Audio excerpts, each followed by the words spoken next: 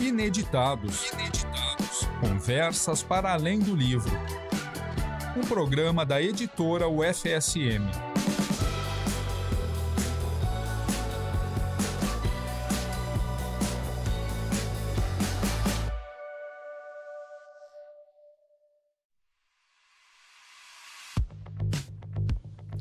Olá para você que nos escuta aí do outro lado, estamos no Ineditados, Conversas para Além do Livro, o programa da editora UFSM, aqui na UniFM 107.9. Mais uma semana do nosso mês de março, que é o mês das Ciências Naturais e Exatas, aqui segundo a nossa agenda da editora, então nós temos frete grátis no nosso site, nos títulos não só da área, mas áreas afins, no www.editoraufsm.com.br. Nos siga nas nossas redes, @ineditadospodcast, @editora-UFSM, @livraria e grife UFSM. Temos frete grátis no nosso site e várias promoções na nossa livraria física, que fica aqui no campus da UFSM, em Santa Maria, junto ali do posto, do centro comercial. Nos procure lá, o pessoal está de portas abertas para receber vocês com várias dicas, vários livros que são lançamento e todos com promoção de volta às aulas até o dia 22 de março. E a cada R$50 em compras, você ganha um cupom para fazer um sorteio, participar de um sorteio de Páscoa. Hoje, os nossos convidados são os professores Luiz Eduardo de Souza Robaina e o professor Romário Trentin, que são professores aqui da UFSM, do CCNE, e autores do Desastres Naturais no Rio Grande do Sul, que é um livro que saiu pela editora da UFSM. Professores que estão aí na atividade, na frente também do Lagiolan, que é o Laboratório de Geologia Ambiental da UFSM, e vão contar um pouquinho não só da atividade deles aqui na UFSM, mas de suas histórias, seus trajetos aí pelos rios da vida, né? Vamos falar, professores. Sejam muito bem-vindos, professor Luiz. Obrigado. Bom, boa tarde a todos e todas. É um prazer estar aqui para fazer essa conversa com vocês. E professor Romário? Boa tarde a todos e todas. É sempre muito emocionante, né, fazer parte, contar um pouco da história acadêmica, da formação profissional, da atuação na UFSM. Então, agradeço o convite. Bem-vindos aí, todos agora conhecem as vozes de vocês para saber quando quem está falando, né? É sempre importante. Vamos lá. Professor Luiz, retornando da Universidade de Porto, agora recentemente, mas já esteve também na Universidade do Maine, que é agora, né, Le Mans, na França. Uhum. Então, conta pra gente de onde veio o teu interesse por, talvez num primeiro momento, não sobre geologia propriamente dita, mas sobre a Terra, os movimentos na natureza. Se alguém te inspirou, pode puxar bem lá do fundo. Conta pra gente como é que foi essa descoberta. Pois é, descobri o curso de... Eu sou geólogo de formação, né? Descobri o curso foi porque eu tinha mais interesse. Sempre gostei muito da natureza, também de informações sobre o mar e tal. E aí o curso que mais se aproximou, né, foi geologia. Então eu fui muito para geologia pelos meus interesses de natureza, já desde criança. Então, foi nesse caminho, assim. Não tive... geologia não é um curso, principalmente na época que eu fiz, né? Eu entrei em 1980, então não era tão conhecido. A única coisa que se conhecia de geologia era para achar petróleo, né? E ouro.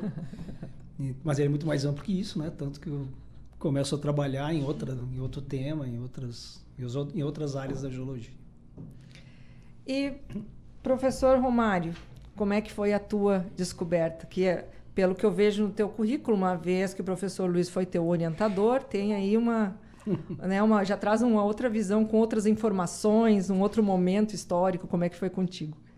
Então, eu acho que foi no segundo grau. Eu sempre tive um interesse maior por questões de mapas, né? Pela geografia em si. E ao ingressar na UFSM em 2001, no curso de geografia, né, acho que muda bastante a dinâmica, né, do ensino médio, né? Uhum. E a gente sente uma diferença institucional. Na época, minha irmã estudava, fazia química, né? Acho que foi quem me deu um suporte maior aqui na UFSM. E se adaptar, né, à realidade da universidade. Mas eu acho que eu me apaixonei mesmo pela geografia foi quando eu comecei segundo, terceiro semestre, iniciando as pesquisas. E aí foi como você mencionou, né? O primeiro e único laboratório que eu ingressei foi o Laboratório de Geologia Ambiental, La Jolan, né? Bolsista do Robaina. E eu acho que ali começou essa nossa relação, né? Que inicialmente iniciação científica, fiz meu trabalho de conclusão de curso com ele, ingressei no mestrado, aqui na UFSM também, tendo ele como orientador, saí para o doutorado em Curitiba, mantendo a linha de pesquisa que eu vinha desenvolvendo e que o laboratório desenvolve, né? Então, tendo esse mesmo com outro orientador em Curitiba, na UFPR, o Robaina sempre foi quem auxiliou nos campos, né? Eu acho que isso, a gente tem uma relação muito boa nessa condição de gostar muito de fazer trabalho de campo, né? A geografia tem esse dom, né? Assim como a geologia, essa necessidade. Nosso laboratório é o campo, né? Então a gente precisa muito disso, né? Ir para campo. E as nossas parcerias acho que deu certo. E após, então, me formar a doutor na UFPR, houve uma abertura de concurso na UFSM, da qual eu diretamente, né, também já retornei para a UFSM e, com certeza, novamente voltei a ingressar no laboratório, né? Dessa vez, né, então, vinculado, né, ao grupo de pesquisa, então agora como docente, pesquisador, né, então, da qual o Robaina também me convidou para ser o vice-líder do grupo de pesquisa, né, registrado no CNPq.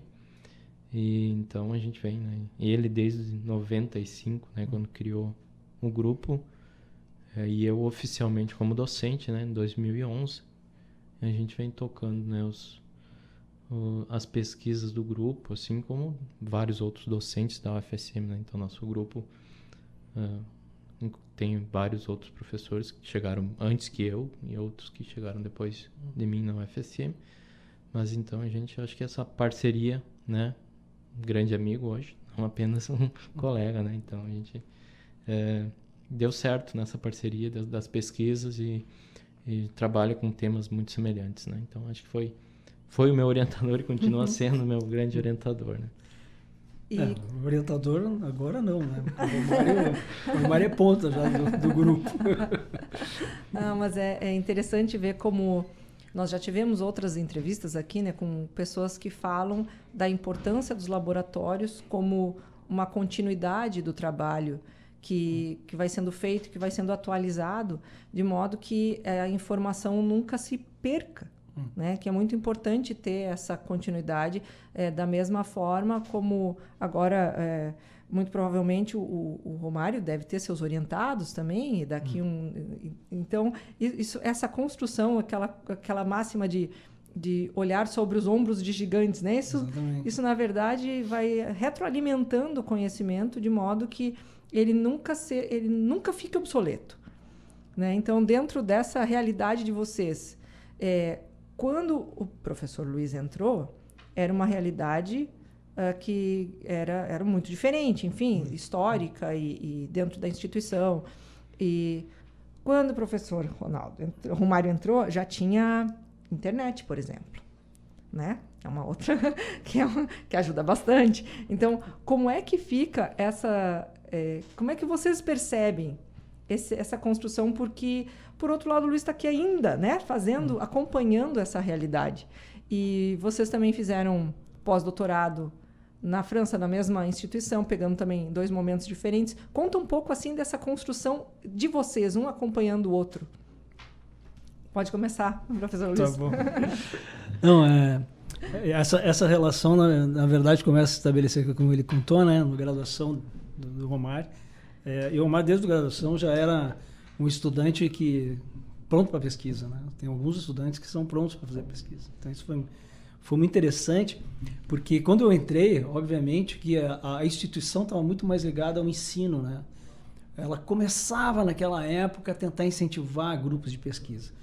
como eu vinha de uma outra instituição, eu tinha essa ideia de grupos mesmo. E por isso foi montado, né, um grupo que a gente chamou de Laujolã. Para ter essa ideia, né, de grupo de trabalho, de trabalhos em conjunto, né, os trabalhos que a gente desenvolve não são trabalhos individuais, né, são trabalhos até porque de grupo, se tornam hercúleos. Se a pessoa, né, um trabalho a campo para trabalhar com geografia, geologia, enfim, uma banda de um homem só, isso não existe, né? Claro, exatamente. E por isso que a própria geografia, né, apesar de eu ter formação como eu sou geólogo de formação, mas a geografia me atraiu, porque antes de trabalhar aqui, eu trabalhei numa prefeitura e eu era coordenador do grupo de área de risco. E aí, trabalhando em área de risco, o que eu vi que não é entender só o processo. Tem pessoas que moram. Né? Por que elas estão ali? É feito para as pessoas, né, na verdade. Exatamente. Né? É uma questão muito mais social da ocupação do solo urbano do que uma questão geológica ou geomorfológica. Então, me atraiu muito. Né?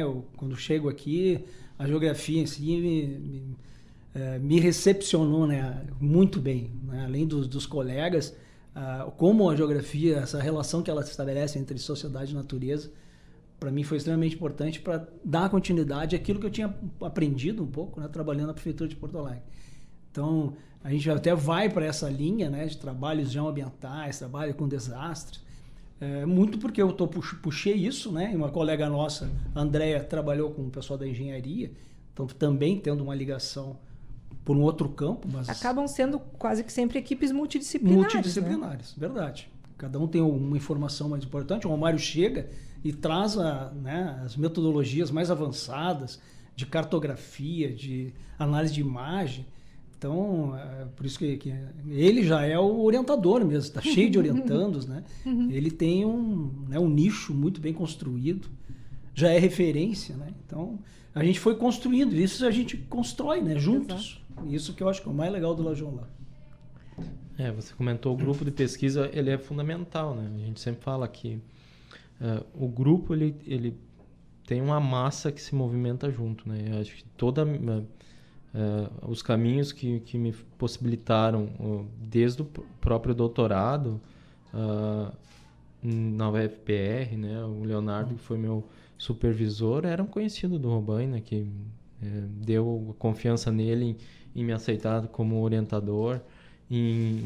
Na França, eu fui para a mesma universidade da qual o Robaina tinha ido há anos atrás fazer um pós-doutorado também. Então, o François, que foi nosso supervisor, já me conhecia, porque os caminhos estão abertos, né? Semana passada, agora em março, o Lucas, que é meu orientando do doutorado, voltou de Le Mans, onde estava fazendo um doutorado de sanduíche com o François também. Então, quer dizer, o grupo, ele abre caminhos, ele abre possibilidades de que todos os alunos de todos os níveis, graduação, mestrado, doutorado, consigam caminhos, né? Que são portas que nós mais velhos vamos abrindo para os que vêm depois de nós. Então, acho que e o grupo de pesquisa é fundamental. A gente sempre teve essa mesma visão de que o grupo é muito mais forte do que apenas.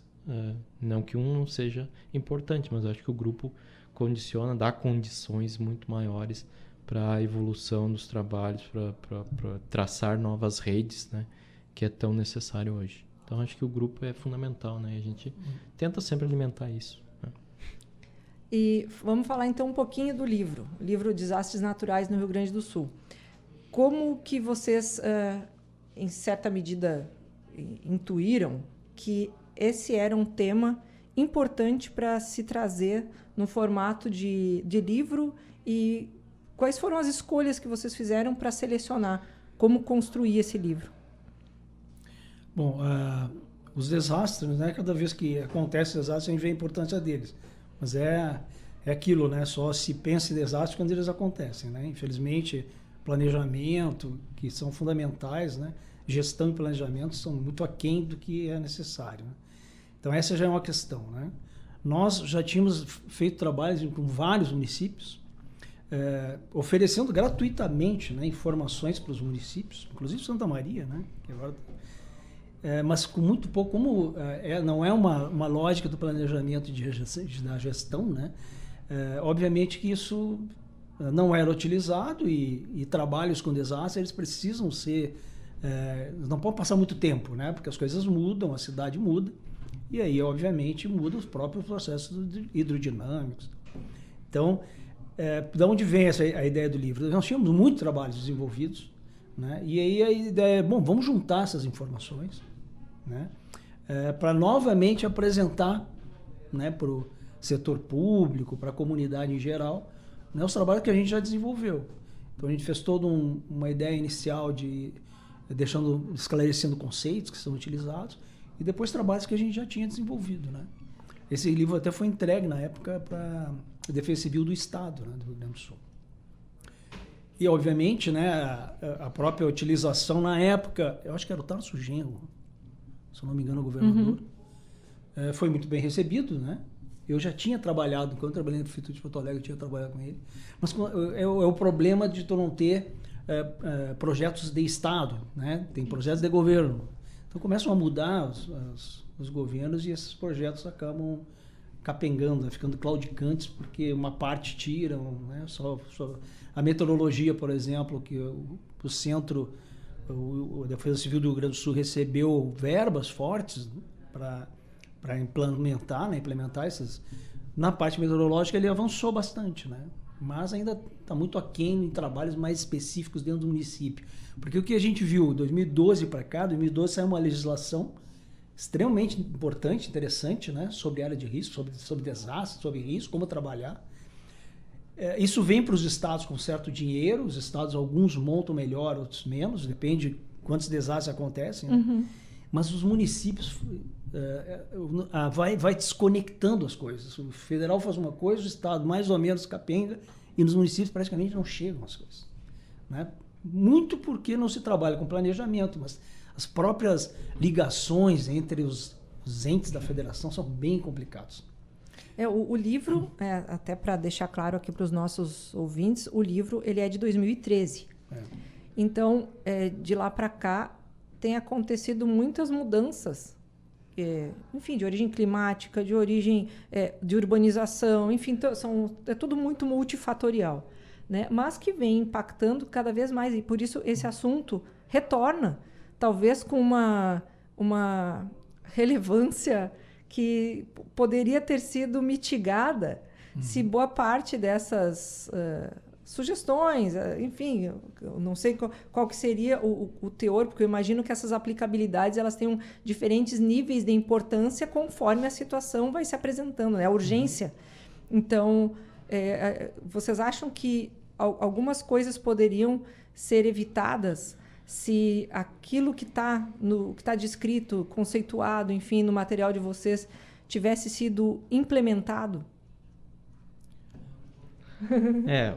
O livro ele não é atual, né? 2013, mas o conteúdo é atual, principalmente porque ele está subdividido em duas partes, né? A parte inicial é a parte mais conceitual, né? Os conceitos chaves que norteiam análise e avaliação e mapeamento de risco, né? Então, é um livro bem recente. Segunda parte são estudos de caso, né? Então, grande parte dos trabalhos que o Robaina falou, né, que remete à criação do laboratório, né? Então, o Robaina é uma das principais linhas de pesquisa que o Robaina traz em 95, quando cria o grupo, né, com iniciações científicas, mestrado, doutorado. E nessa parte introdutória tem um dos capítulos, né, que é, por exemplo, a tese do Edson, né, que faz uma discussão conceitual muito forte, né? Então ele torna a tese dele um capítulo desse livro. Então acho que essa fundamentação está bem embasada, bem definida no livro. E a questão, então, principalmente relacionada às questões de planejamento também, né? Então, questões chaves de planejamento. E aí entra na sua pergunta, que ninguém está inventando a roda, né? As questões são conhecidas. O que precisa muitas vezes é ter uma sequência, né? Que o Robaina mencionou. Muitas vezes as equipes gestoras dentro dos municípios, elas são totalmente desfeitas de um governo para outro, né? Então, perde-se o histórico, né? A gente acompanhou casos em municípios onde tinham defesas civis extremamente equipadas, com históricos extremamente organizados, e em 2 anos, né, na decorrência de uma dissertação de mestrado, houve a troca de governo e, ao finalizar a dissertação, quando foi entregar o produto da dissertação, né, que era referente a mapeamento de área de risco, não se tinha nem para quem entregar, porque não se tinha uma pessoa a receber. As pessoas não estavam, né, mais lá. Então, foi totalmente desmontado. Muitos trabalhos de mapeamento, né, que a gente faz, claro que a dinâmica pode alterar totalmente a área de risco, né, principalmente em áreas urbanas, né, mas grande parte a gente viu, né, hoje de manhã a gente estava em campo mesmo, né, muitos trabalhos que foram feitos há 20 anos atrás, né, a gente passou pelas mesmas áreas de risco que o Robaina já mapeou há 20 anos atrás, então ali os trabalhos existem e hoje a gente novamente está fazendo o levantamento delas, né? Que a gente, então, estamos iniciando, né, o Plano Municipal de Redução de Risco de Santa Maria, né? Então, é um projeto bem recente, né? Começamos esse mês, Ministério das Cidades, né, convidou o grupo de pesquisa para fazer o mapeamento o Plano Municipal de Redução de Risco em Santa Maria. Então, são 20 municípios no Brasil, né, e Santa Maria é um dos municípios que está contemplado, né, então... Praticamente um furo de reportagem, então. Exatamente. E a gente iniciou, então, na semana passada, né, que a gente teve reunião na prefeitura, e hoje iniciamos os trabalhos de reconhecimento novamente dessas áreas, né? Então são 18 meses, né? 16, né, que o Ministério quer, mas são 18 meses da qual a gente vai fazer o Plano Municipal de Redução de Risco de Santa Maria. Então pelo próprio convite, né, que a gente recebeu no Ministério das Cidades, demonstra, né, o porquê do livro e o porquê da importância desses riscos e desastres que acontecem, né, no estado e no caso de Santa Maria também, né? Então acho que isso que reflete. Muitos trabalhos já foram feitos e agora para Santa Maria a gente vai refazer novamente, né, todos os levantamentos, mas muitos municípios a gente já fez mapeamentos que podem ainda subsidiar, né, ações, né, de planejamento. A gente sempre tem essa preocupação, né? Esse mapeamento sirva para que seja usado, né? Então a gente também sempre tenta manter contato diretamente com as defesas civis, né, que são a instituição municipal que trabalha diretamente, né, para que ela possa usar, capacitar, né? Então esse é o objetivo também dos nossos trabalhos.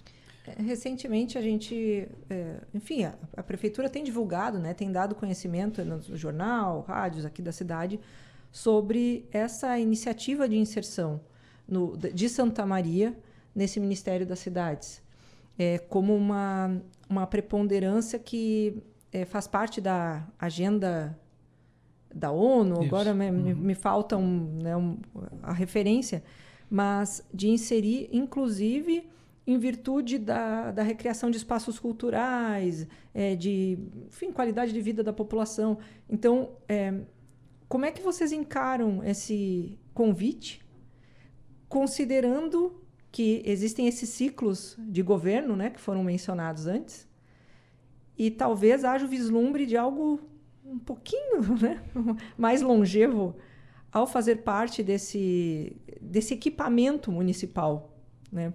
Professor Luiz, fala para a gente como é que tá sendo esse convite. Eu achei, fiquei muito feliz porque eu não sabia dessa relação, mas eu tenho acompanhado em função da parte cultural. Certo. Então, meus parabéns. Nós também ficamos bastante contentes, né, por termos sido lembrados, né? São 16 universidades, né? Sim. Então, esse é um fato que realmente foi importante.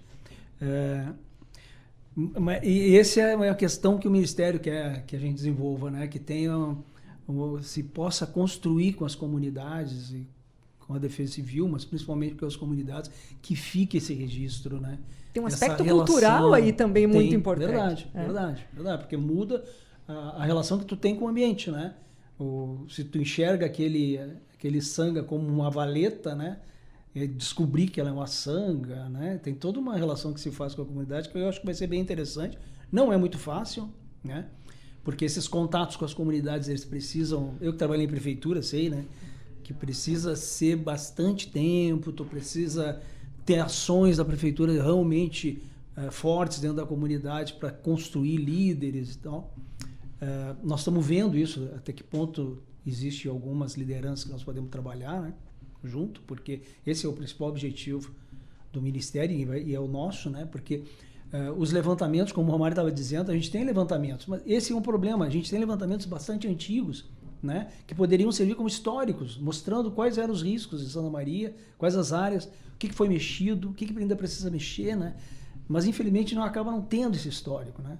Porque as pessoas mudam dentro da Defesa Civil, mas também porque eu acho que muitas vezes a sociedade critica a universidade, mas a universidade está disponibilizando um monte de informação e aí o pessoal não usa essas informações, mas ao mesmo tempo critica a universidade, né? As informações que a gente fez de mestrado, de doutorado, né? A sociedade gastou em cima, né, dos nossos mestrados e doutorados. Mas, né, se for contratar uma empresa para fazer isso, fica muito mais caro, né? Então, essa para mim é a questão importante, porque mostra que os nossos trabalhos acabaram, né, sendo... Alguém viu nossos trabalhos, né, além aqui do Rio Grande do Sul, e por isso a ideia do convite, né? Para a gente está aprendendo, né, isso que é bom, porque como são 16 universidades, a gente tem reuniões com todo mundo participando. O Brasil é um universo, né? O Brasil tem tudo que é tipo de situação de risco, de relação com sociedade e natureza, que é muito variado, né? Mas que faz com que a gente aprenda um pouco. A gente trabalha muito no Rio Grande do Sul e Santa Catarina, né? Que são condições diferentes do resto do Brasil. Então a gente está aprendendo. É um projeto que então busca essa relação maior com a comunidade. A gente sempre faz essa relação, mas como a prefeitura está junto e é uma questão que o Ministério pede, eu acho que dessa vez ainda vai ficar, esperamos que a gente consiga plantar uma semente mais forte, né? Porque a gente trabalha com a comunidade, mas sendo a universidade, conversa com as pessoas, mas tu sai dali depois, né, com o mapa. E a prefeitura e os agentes comunitários não saem, né? Porque nessa legislação existe de 2012, né, uma colocação que precisa criar núcleos de defesa civil que são dentro das comunidades. Muito poucas prefeituras construíram esses núcleos, muito pouco. De grandes cidades, né? Não estamos falando nem pequenas. E esperamos que essa oportunidade que está dada pelo Ministério das Cidades, né, tem valores colocados aí, a gente consiga criar essa semente aqui em Santa Maria, né, criar essas condições para a própria comunidade discuta o risco, né? Eu acho que isso é importante, porque como o risco é uma relação sociedade-natureza, né, ele não é só um barranco que está desmoronando, né? Ele tem a pessoa que tocou o lixo, a água, por que não deve tocar o lixo no barranco? Por que ele está morando ali? Né? Tem várias discussões que estão colocadas nesse momento que enriquece todo mundo, né? Porque a gente está discutindo a cidade, né? Uma sociedade cheia de problemas, né? Que divide o seu espaço pelo poder aquisitivo da população. Em geral, os espaços mais complicados são para os pobres, né? Então, isso vai ser muito interessante. Vai lembrar um pouco, eu trabalhei em 1993 na Prefeitura de Porto Alegre, que realmente se montou um grupo de área de risco que tinha muita gente diretamente vinculada às comunidades. E eu espero que a gente consiga ter alguma inserção dentro das comunidades com pessoas que ficam ali, né, discutindo esse problema que tem a cidade, né, que é o problema de áreas de risco. E dentro dessa ação, que eu entendo que seja uma ação de extensão que o laboratório vai desenvolver, embora existam as pesquisas teóricas, essa ida a campo é caracterizada como ação de extensão, né? Como que vocês enxergam, ou se já realizam atividades junto de escolas para esse tipo de pensamento? Por que eu faço essa pergunta? Essas comunidades, elas costumam enxergar nas escolas quase que um centro de referência. Elas ganham mais espaço do que a mera escola. É o lugar onde acontece a vacinação, é o local onde acontece a distribuição de alimentos e, inclusive, é o lugar onde se dá aula, né? É um conjunto de ações. E isso já acontece? Ou são alinhavos ainda que vão ser necessários? São ações que a gente está prevendo, né? Porque tem uma das etapas é justamente isso, né? A participação comunitária. E as escolas, com certeza, principalmente nas áreas mais pobres, né? Então, são ações como a gente vai fazer, né? Uhum. A Karina faz alguns discutindo. trabalhos, né? Exatamente. Tem uma Isso. colega nossa. Já tem, a Karina já faz alguns trabalhos assim, mas são metodologias que a gente vai ter que implementar, né? Mais, né? Mas isso é uma preocupação do próprio grupo, né? Eu acho que do Ministério das Cidades, eu falo, porque eu acho que é uma ação bem interessante. Primeiro porque esse recurso era de 2023, né? Primeiro ano de um governo diferente, da qual precisava ser implementado rapidamente, e optou-se então por escolher 16 universidades, né? Eu acho que a composição desse grupo é interessante porque são 16 instituições que são diferentes, mas são 16 universidades. Exato. O corpo que compõe são predominantemente professores, né, e pesquisadores. Porque tem a lógica de se mudar a metodologia de elaboração de Plano Municipal de Redução de Risco. Porque o instrumento Plano Municipal de Redução de Risco é conhecido e tem lá suas metodologias de definição. E nesse grupo estão presentes os principais pesquisadores que fazem esses mapeamentos. E todos, né, nós nos reunimos em Brasília em dezembro, todos apontam essa dificuldade e essa necessidade de se mudar a forma como se faz o mapeamento. Necessidade de inclusão da sociedade, de obras diferenciadas, né? Da remoção de pessoas com o menor número possível, nas transformações do espaço, né? Que sejam diferenciadas. Então, acho que é um projeto de 18 meses que vai ser bem interessante, né? Já existe aí algumas agendas para discussão dessas etapas, né? E uma delas, então, vai ser a inclusão da comunidade, né? Então, a gente está também, né, já pensando alguma coisa, né? Tem a professora Karina, que já fez alguns trabalhos aqui no FSM, e a gente vai ter que incorporar cada vez mais, né, essa forma de discutir e apresentar, porque, com certeza, a escola é um ambiente que tem grande inserção na comunidade, né? Principalmente essa comunidade mais carente, né, que vai ser predominantemente as áreas prioritárias dentro do nosso trabalho, né? Eu percebo que eu realizei um trabalho em escolas e a gente percebe que existe nas comunidades esse reconhecimento das lideranças como interlocutoras, né? E dentro das escolas existe um pensamento que está relacionado muito com a gestão ambiental, porque é pela mudança de uma realidade, um vislumbre de uma nova realidade possível para aquela comunidade. Então, muitas vezes os alunos chegam em casa e reeducam seus pais. Então, eles acabam sendo disseminadores desse conteúdo, né, de manutenção do meio ambiente. Não, eu vi a minha mãe jogando uma coisa lá no arroio, mas eu disse para ela não fazer isso, porque é isso que vai fazer a água entrar na nossa casa. Então, é uma coisa que, para nós, talvez seja simples essa correlação, né, causa e consequência. Mas nem sempre isso é tão evidente e às vezes precisa de algumas situações, talvez alguns anos, para que a pessoa da comunidade se convença de que aquilo ali é verdade, porque muitas vezes ela precisa ver acontecer. E quando chega alguém que não é assim, com um viés de autoridade, né? É o filho dizendo. Então eu não vou fazer porque meu filho pediu que eu não faça. Não é porque veio o professor, né? Então eu acho que essa aproximação com as escolas é muito profícua, né?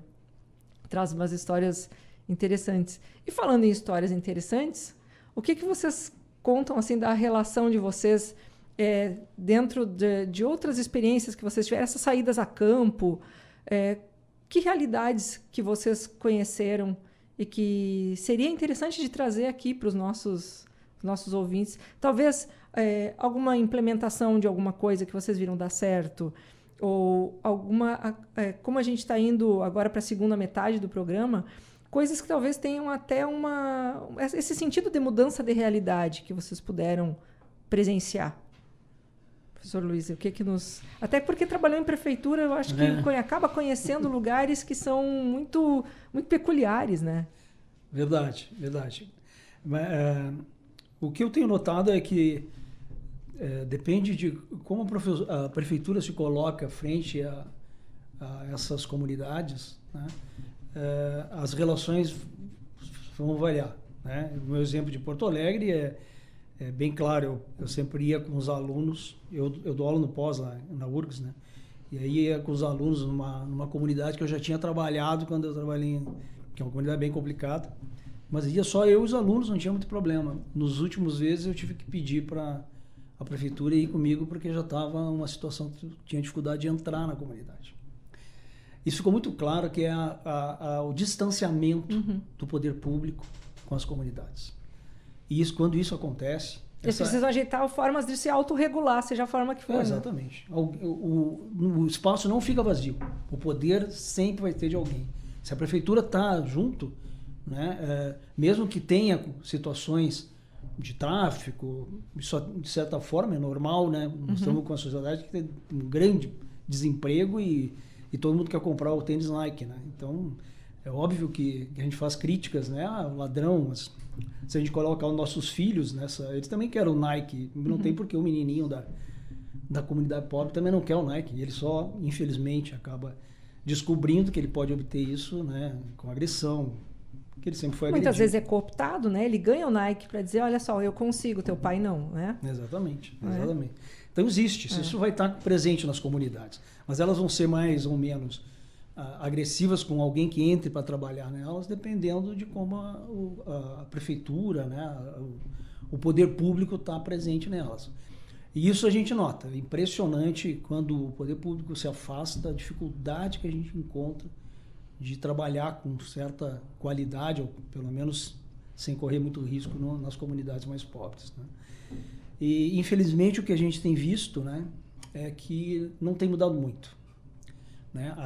A sociedade está numa condição bem complicada, né? A gente vê algumas situações até de precariedade nos países europeus, né? Então imagina os países, né, periféricos, dentro de um sistema que está em crise, isso não tem nenhuma dúvida. E o que a gente tem visto é que esse sistema em crise tem produzido no espaço urbano cada vez mais ocupações irregulares, ocupações com problemas. E por isso que o que a gente pode fazer, como dentro da universidade, é mostrar os problemas, né? No nosso caso, cartografar esses problemas, né? Para que tenha esse histórico e a possibilidade de se planejar, né? Os lugares mais complicados, o que pode fazer.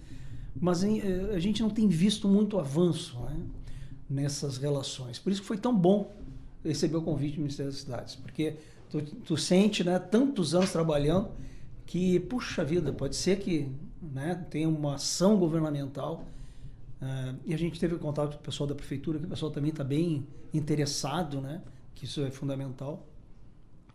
Eu acho por isso, né, porque tem uma ação do governo federal e a prefeitura de Santa Maria está com interesse de participar dessa ação, que eu acho que vai dar certo, né? Acho que vai conseguir avançar um pouco na discussão, porque essa é uma coisa que a gente pode também oferecer, né? As pessoas conhecerem o seu ambiente, né?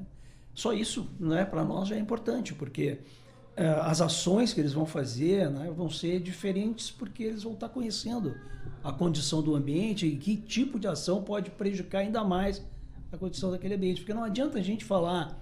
É muito fácil fazer educação ambiental com resíduos para quem não vive de resíduo. Quem vive de resíduo enxerga os resíduos de outra forma, né? Então nós precisamos, não é um trabalho de educação ambiental dizendo que o resíduo causa cheiro, não, isso eles estão acostumados. Aí é outro trabalho, né? É vinculando o ambiente com a moradia deles, né? Então isso é complexo, difícil de fazer, mas é uma situação que eu vivia muitos anos atrás e que eu acho que talvez com esse projeto a gente possa ver de novo, né? Fazer essa relação com a comunidade, tentar mostrar algumas ações que acabam prejudicando, né? Então, eu estou bem esperançoso com esse trabalho, mas infelizmente o que eu posso dizer em termos de mudança da sociedade não é muito boa, né? Os espaços continuam sendo, né, divididos, os espaços na cidade continuam sendo divididos pela classe, né? Tem alguns lugares que são apartais, né? Tem vilas aqui, mesmo em Santa Maria, tem vilas que o pessoal praticamente não sai da vila, até porque eles não são bem recebidos no shopping, né? E a gente conhece isso, né? Conhece isso trabalhando com área de risco. Por isso que a geografia também me ligou tanto com a geografia, né? Porque não dá para trabalhar com área de risco pensando em erosão do rio só, né? A gente tem gente, né? Inclusive o termo cartografia é muito usado na educação, né? Como as cartografias como a identidade que a pessoa desenvolve com o seu local. Então, são construções, por isso que eu falei antes em construções culturais, né? Porque tem gente que diz, eu saí né? fui morar em, sei lá, em Brasília, saí do Rio Grande do Sul, mas o Rio Grande do Sul não saiu de mim, esse tipo de... Né? Eu vou mais em CTG em Brasília do que... Né? Reza a lenda que CTG, o local que mais tem CTG no Brasil é em Brasília, não é no Rio Grande do Sul. Então, por isso que eu faço essa brincadeira, né? Tenho familiares que moram lá e eles existem coisas que estão muito relacionadas com o nosso ser, né? Mais íntimo, o chão, a terra, né? E o território, né? Isso acaba ficando evidente quando a gente começa a colocar dentro dessas dinâmicas sociais. E cuidar do seu chão, quer dizer, parece uma coisa muito básica, né? Cuidar do local onde eu moro, cuidar do meu território, né? Da minha casa. Mas a gente se questiona por que isso não acontece de forma sistemática. Por que algumas comunidades cuidam e outras não cuidam? Talvez porque... de forma geral, aquilo ali não seja visto com valor por um grupo tão maior que o próprio morador dali se convence de que, como ele não é importante, o seu território também não é. Então, vira uma bola de neve, né? É difícil identificar onde fazer uma intervenção num primeiro momento para que o resto dessa cadeia não permaneça, né? Não continue se retroalimentando. Então, dentro dessa experiência de vocês, agora eu puxo o professor Romário para a gente ir para os nossos 10 minutinhos finais aqui. Como é que, dentro agora da tua experiência, até como orientador, como uma próxima geração aí de estudantes que está vindo, o que vocês observam como pontos positivos ou pontos a melhorar dentro dessas perspectivas? Por que eu pergunto isso? Porque dentro dessa ideia que o próprio Ministério da Cidade traz, eu vejo que existe talvez um interesse, um senso de continuidade, um senso daquela política de Estado, né, com E maiúsculo, do que mais a política do governo, porque é uma coisa que não é só de abrangência nacional, respeitando as peculiaridades de cada região, né, mas é um plano nacional, mal ou bem, que ainda se reflete num plano mundial, né? Uma vez que está inserido com o olhar da ONU. Então, sempre respeitando as peculiaridades de cada local, mas pensado globalmente, assim como está acontecendo com o Brasil, é uma oportunidade que está sendo ofertada para outras nações.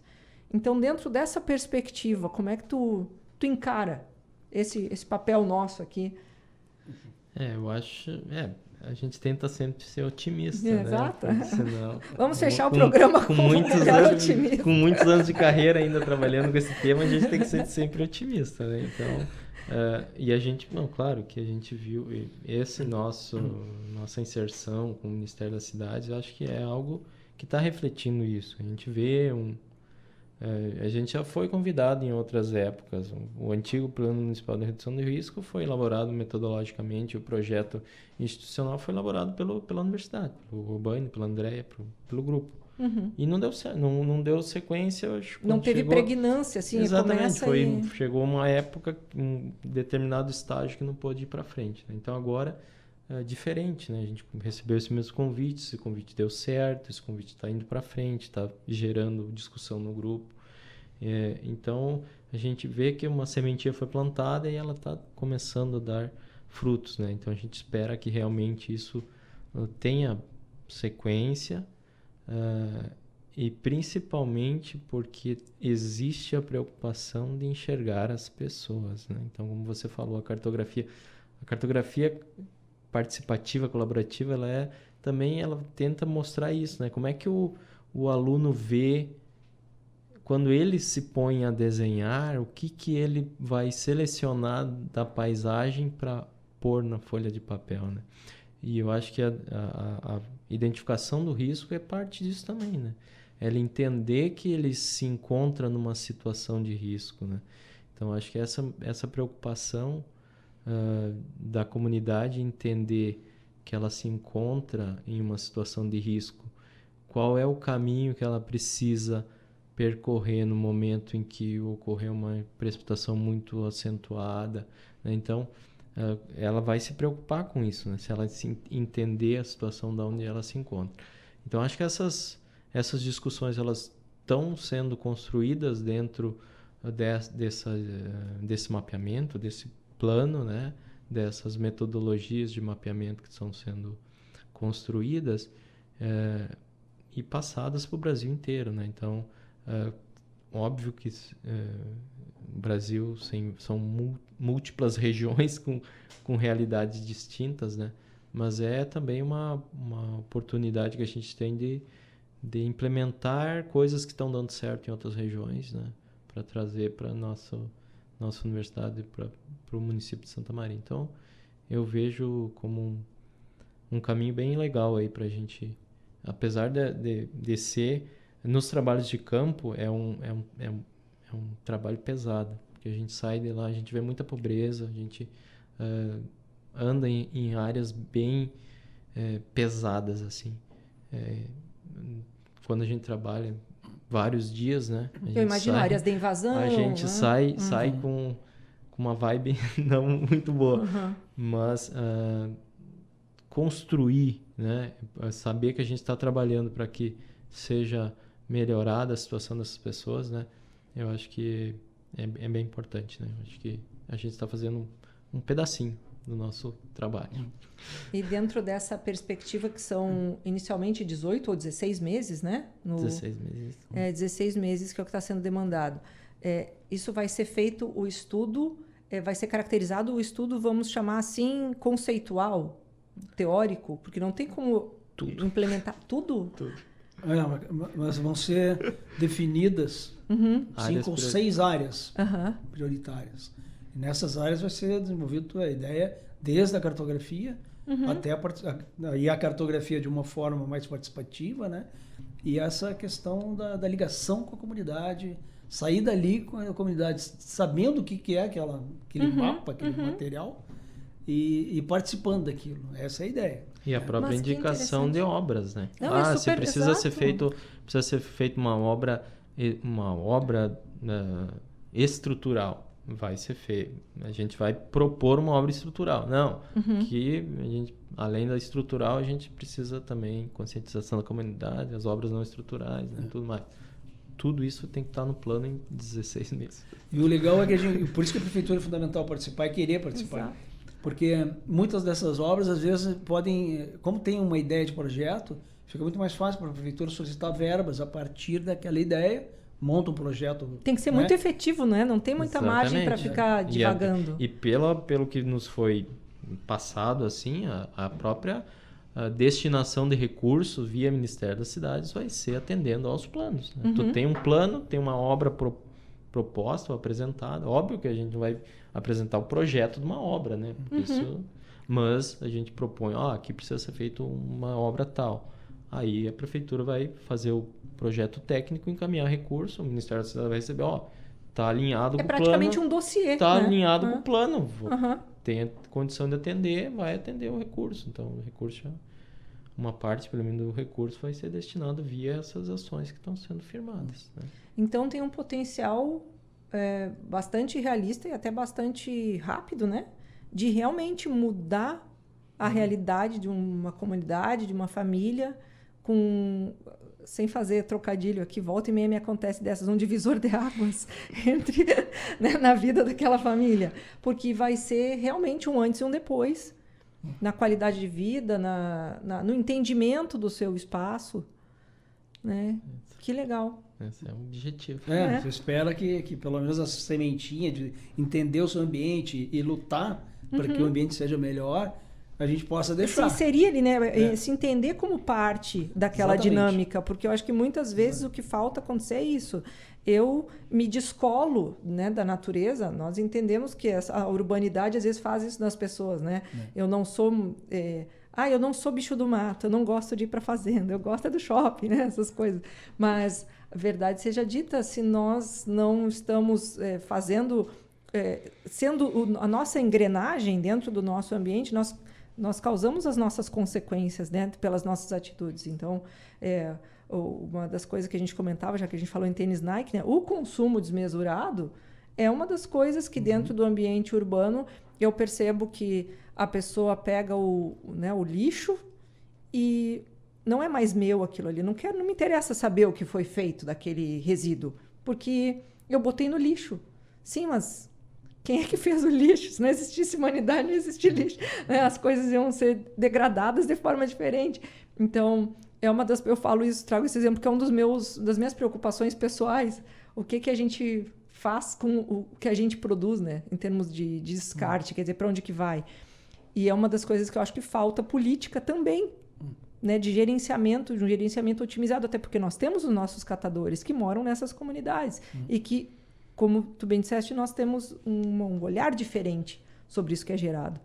E que talvez falte incluir, porque eu vejo tentativas reiteradas de vamos fazer um container para o lixo orgânico, outro para o lixo seco, esse tipo de coisa, e não, como vocês falaram, não pega. Parece que as pessoas não sabem nem isso, nem separar o lixo. Não tem o menor discernimento de separar, colocam tudo misturado, prejudicando as cadeias, né, a logística posterior. Então, eu fico imaginando dentro de algo que... Eu estou pensando assim, um recorte muito pequenininho. Então, vocês que vão lá observar o espaço, a quantia dessas dinâmicas que são subprocessos, né, que vocês observam assim, que precisam ser reestruturadas, né? Então, esse pensamento sistemático aí do Ministério das Cidades, eu acho que vai trazer uma visão muito mais integrada, né, sobre o que está sendo feito. A gente precisa a continuidade aqui, né? A comunidade, com base nas suas representações e tal, ela precisa estar junto com essas comunidades, dar continuidade a isso, né? Esse trabalho ele pode não valer nada se a gente sair dali e nunca mais tiver nenhuma relação importante com aquelas comunidades que foram, né, que se estabeleceu os primeiros contatos. Então é fundamental, né, que no caso aqui a prefeitura, que é a mais próxima, se vincule nisso e que dê continuidade, né? O fato de eles estarem, né, participando, e eu acho que eu sou otimista, assim, que a gente vai poder caminhar numa direção, e até porque muito dos projetos, né, muito das ações que se coloca, tem que montar projeto, tem que pegar verba. E aí já, quando tem a possibilidade de verba, isso auxilia, né? Exato, e vira... embora, de certa forma, isso também vai virar depois um sinal de benesse de um determinado governo, né?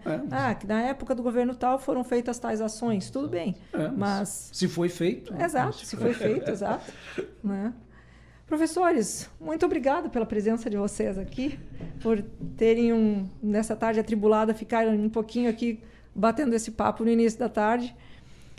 Sejam sempre muito bem-vindos aí dentro das nossas possibilidades, aqui o que nós pudermos ajudar em divulgação, iniciativas, contem sempre conosco. Muito obrigado. Eu agradeço essa oportunidade. Professores Luiz Eduardo de Souza Robaina e professor Romário Trentin. Muito obrigado. Obrigado pelo convite. E você aí que nos escuta, siga-nos nas nossas redes, @ineditadospodcast, @editora-UFSM, @livraria e grife UFSM. Eu sou Jéssica Dalcin. Um grande abraço e até semana que vem. Ineditados. Conversas para além do livro. Um programa da editora UFSM.